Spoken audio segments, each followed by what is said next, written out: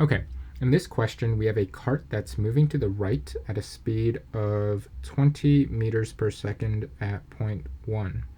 And so for part A of the question, we're asked to find the speed of the cart as it passes by point 3. And so we're going to solve this question using conservation of energy. And whenever we approach a question using conservation of energy, the first thing we're going to want to do is identify the types of energies that are involved in our question. So on the right here, I've listed the 3 main types of energies that we learn about in this unit. So we have kinetic energy, gravitational potential energy, and spring potential energy.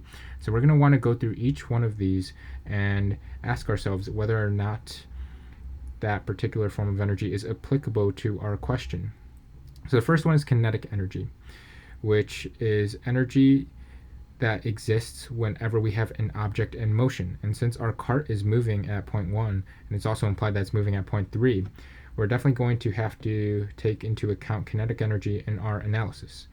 Now, the second one is gravitational potential energy, which is involved whenever we have a change in height. So whenever an object changes its vertical position. So in this case, the height of the cart is changing as it's moving along the hill. So gravitational potential energy is also something we're going to have to take into account in this problem. As for spring potential energy, we don't really have any springs or elastic components in our question. So spring potential energy is something we can ignore for now. Okay, so the total energy of the cart at point 1 and point 3 are equal to one another. That's what it means when we say energy. That's what it means when we say conservation of energy. So the total energy at points 1 and points 3 are equal to one another. The only difference is the way that energy is distributed. So in point 1, all of that energy exists as kinetic energy. And none of it exists as gravitational potential energy because the cart at point 1 is at ground level relative to points 2, 3, and 4. Now at point 3, however, the cart has gained some height. So in addition to kinetic energy, which the cart also exhibits at point 3, the cart now also has some gravitational potential energy because it's increased in height, so it's gained some energy in that regard. So the kinetic energy of the cart at point 1 is equal to the kinetic energy of the cart at point 3 plus the gravitational potential energy of the cart at point 3. Okay, so recall that the formula for kinetic energy is equal to 1/2 mass times velocity squared. So I'm going to substitute that formula into kinetic energy right here. And so we get 1/2 m velocity at point 1 squared. So that's going to be equal to, we're going to sub in 1/2 mv squared again right here, 1/2 mv3 squared, and then the formula for gravitational potential energy is simply mass times the gravitational field strength times the height of the object at point 3. Okay, and so one thing we can immediately do right off the bat is cancel out the masses. And so we are now left with 1/2 velocity at point 1 squared is equal to 1/2 velocity at point 3 squared plus gravitational field strength times the height of the cart at point 3. So we can now substitute some numbers into our variables. So for our velocity at point 1, we're told that the speed is 20 meters per second. So we can sub that in right there. And we're trying to solve for the velocity or speed of the cart at point 3. So that's the variable we're trying to solve for, v3. And we know that gravitational field strength is just equal to 9.81 meters per second squared. And we also know that the height of the cart at point 3 is equal to 10 meters. So now our only unknown variable is the speed of the cart at point 3, which we can solve for. So after plugging these numbers in, we get 1/2 times 20 squared is equal to 1/2, and then velocity at point 3 squared plus 9.81 meters per second squared times 10 meters.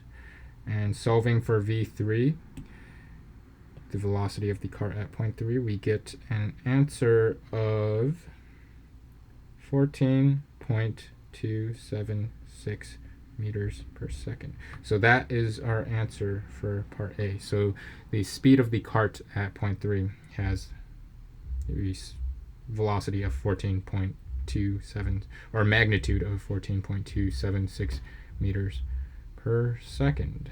Okay, so now we move on to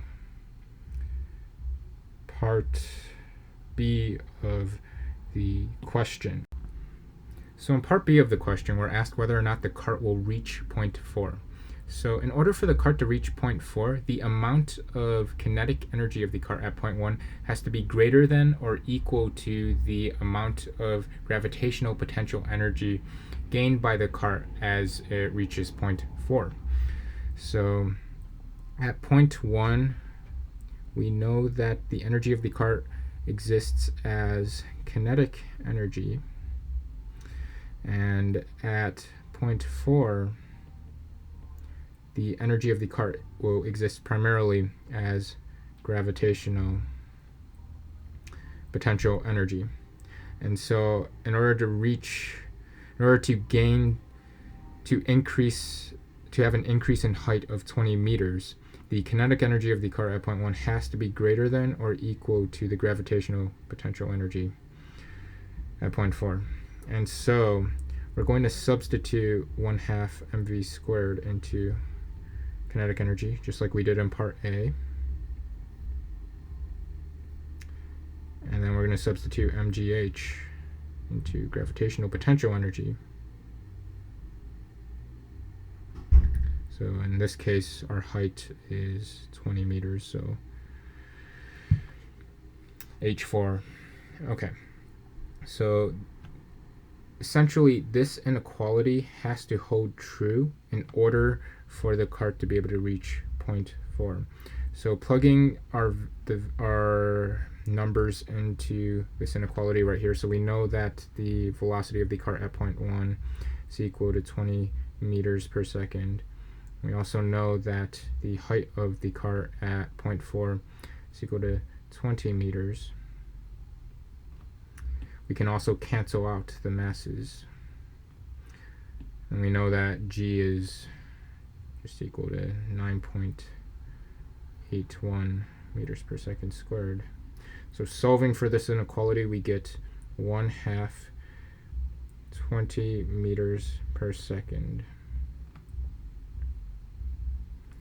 times 9.81 meters per second squared times 20 meters, which is the height at point 4. And so this ends up being 200 meters squared per second squared.